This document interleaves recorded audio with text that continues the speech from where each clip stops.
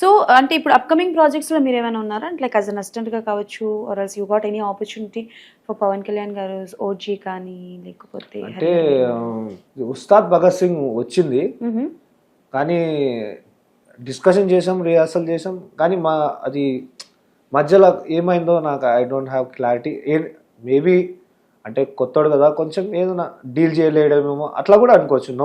ఏదో ఉంటుంది దాంట్లో, వాళ్ళు అనుకున్న దాంట్లో ఏం ప్రాబ్లం లేదు. వాళ్ళు అలా అనుకున్నారు కాబట్టి నాకు ఈ స్పేస్ వచ్చింది, ఈ టైం పీరియడ్ వచ్చింది. మనకు ఏం ఎందుకు జరుగుతుంది అనేది పక్కన పెట్టేస్తే దానివల్ల ప్లస్ పాయింట్ ఒకటి ఉంటుంది ఎప్పుడు. కర్మచక్ర ఇప్పుడు నాకు అక్కడ రాలేదు, అక్కడ ఒకవేళ నేను అక్కడ చేస్తుండ అనుకో ఆ పుష్ప మిస్ అయిపోయేది. సో నాకు అలా ఎప్పుడైనా నేను పాజిటివ్ గానే తీసుకుంటే వెళ్ళిపోతా.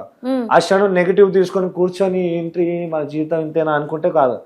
లైఫ్ అనేది అసలు ప్రతి క్షణం పాజిటివ్ గా ఆలోచించుకుంటే రన్నింగ్ ముందుకు వెళ్ళిపోతూ ఉండాలి.